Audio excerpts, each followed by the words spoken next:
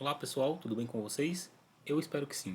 Eu sou o professor Inácio e essa é a disciplina de Laboratório de Rede de Computadores, ofertada pelo Instituto Federal de Ceará, campus Maracanaú, através do seu curso técnico em Rede de Computadores, em parceria com a Academia Cisco. Dando continuidade à nossa sequência de vídeos, vamos começar a falar sobre projetos de rede LAN. É importante relembrar que, dentro de um projeto de rede LAN, nós devemos abranger, por exemplo, as redes LAN com fio, em uma empresa, em um campus. Nós também devemos abranger as redes sem fio e devemos pensar em redes redundantes, garantindo que nós vamos ter acesso à internet, acesso a outros recursos na maior parte do tempo e tendo o menor problema com falhas possíveis. Como que nós vamos projetar uma rede de campos? Bom, uma rede de campos ela é semelhante a uma rede de pequenas e médias empresas. Então, quando eu falar uma rede de campos, pode pensar em qualquer um desses cenários. Primeiro, é importante a gente pensar que a gente precisa redimensionar as redes. A nossa rede ela vai crescendo à medida que novos usuários vão chegando, à medida que novas necessidades vão sendo apresentadas à equipe de TI. Para facilitar o crescimento da rede de maneira organizada e menos traumática possível, foi pensado o modelo hierárquico, onde nós temos 3 camadas, sendo a primeira camada consistindo da camada de núcleo, onde nós temos o acesso à internet, nós temos uma camada de distribuição e, por fim, uma camada de acesso.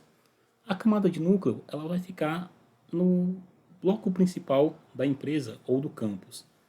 E esse bloco principal vai se conectar com os demais blocos, onde dentro de cada um desses blocos nós temos a camada de distribuição e a camada de distribuição vai se conectar às salas e andares do bloco, levando a camada de acesso que por sua vez chega com um cabo de rede até o usuário final. Nós temos que pensar também na escalabilidade da rede e na redundância da rede. Para isso, nós vamos pensar em duas situações. A redundância da camada de enlace, ou seja, a redundância dos switches, onde nós teremos dois tipos de redundância, que são a redundância de link e a agregação de links. A redundância de links garante que se um link for cortado, o outro vai continuar funcionando. A agregação de link vai nos garantir duas coisas. Primeiro, uma velocidade maior de conexão entre os equipamentos. E segundo, que se um dos links for cortado, a gente ainda terá uma conexão, porém com uma velocidade mais lenta. Do ponto de vista de roteamento, nós vamos aprender a utilizar protocolos de roteamento dinâmico, no caso o OSPF, podendo ainda dividir um conjunto de roteadores em áreas para minimizar a quantidade de mensagens trocadas entre os equipamentos.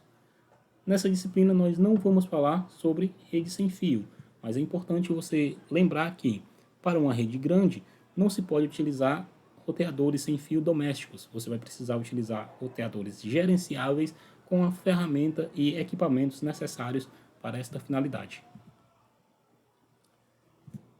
O planejamento de redundância, como eu já falei, vai garantir que nós tenhamos switches com conexões múltiplas, mesmo que esses switches gerem laços de conexão, garantindo, por exemplo, que a queda de um enlace não atrapalhe o funcionamento da rede. Uma vez que switches não verificam pacotes de broadcast, você vai querer habilitar adequadamente o protocolo Span Tree. Então nós veremos mais adiante como fazer isso. Tudo isso para garantir que nós tenhamos domínios de falhas adequados. Por exemplo, nessa rede, se o ponto de acesso falhar, somente o host H1 ficará sem conexão. Porém, se o switch S1 falhar, todos esses equipamentos, H1, H2 e H3, perderão conectividade com a rede. E por fim, se o roteador que nos dá acesso à internet falhar, a nossa rede inteira para de funcionar. Quanto à velocidade e aumento de largura de banda, como eu já falei, nós podemos utilizar 2 ou mais cabos de rede conectando os switches, configurando adequadamente, somando as velocidades dos cabos de rede. Então, se eu tenho dois links de 100 megabits, eu terei um link total de 200 megabits entre os dois switches.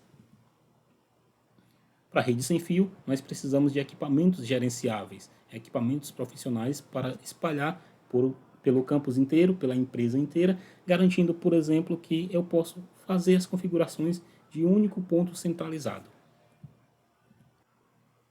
No caso do roteamento, nós podemos utilizar um protocolo como OSPF ou o protocolo EIGRP proprietário da Cisco. Ambos têm a mesma função, dividir a rede em domínios menores de roteamento, garantindo uma troca menor de mensagens de roteamento, permitindo que os recursos do roteador sejam utilizados para fins da empresa, para troca de mensagem entre usuários dentro da empresa e clientes fora dela.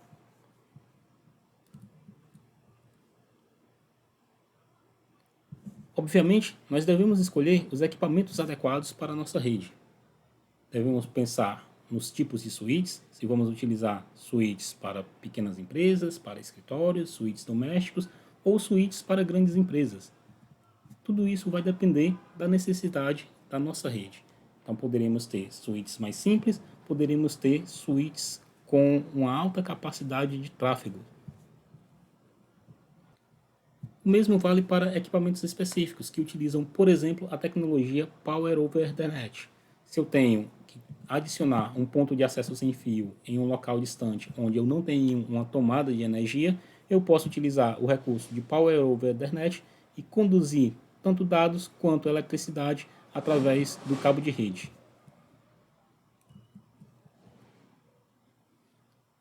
Poderíamos ter também suítes multicamadas, ou seja, suítes que permitem utilização de camada 2 e de camada 3, fazendo o roteamento dentro da nossa rede.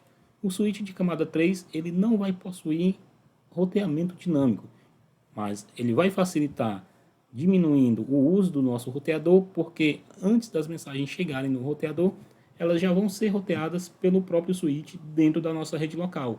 Então, para mandar uma mensagem do PC6 que está em uma rede para o PC5 que pode estar em outra rede, então, ao invés de deixarmos tudo a cargo do roteador, nós usamos um switch multicamada, ou seja, um switch que tem camada 3, e de modo que uma mensagem que sai do PC6 que esteja em uma rede e precisa ir para o PC5, ao invés dessa mensagem chegar no roteador para decidir qual a rede, mandar a mensagem de volta para o switch para enviar para o PC5, o switch já tem essa informação de roteamento. Então ele faz isso para a gente, a mensagem vai chegar no switch, vai ser encaminhada direto para a rede onde está o PC5.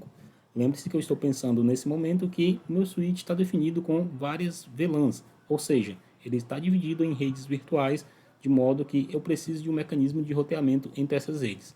Switches de camada 3 fazem esse roteamento para a gente, aliviando a carga dos nossos roteadores.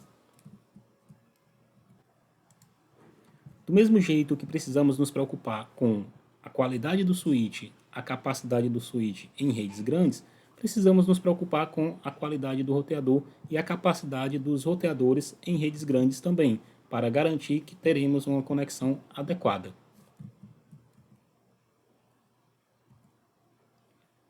Então, do mesmo modo, teremos diversas classes de roteadores. Teremos roteadores domésticos, roteadores de pequenas empresas, roteadores de grandes empresas e roteadores para data center.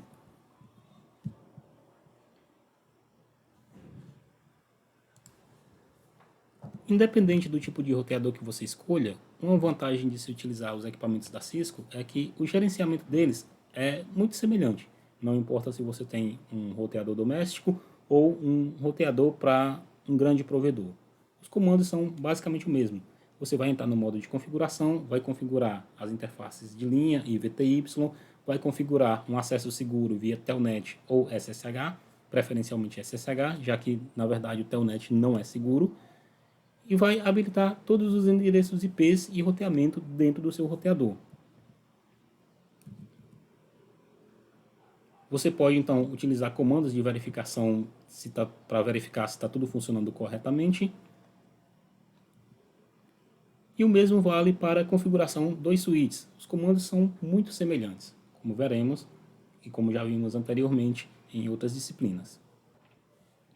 É isso, pessoal. Eu sou o professor Inácio. Essa é a disciplina de Laboratório de Redes. Nos vemos nos próximos vídeos.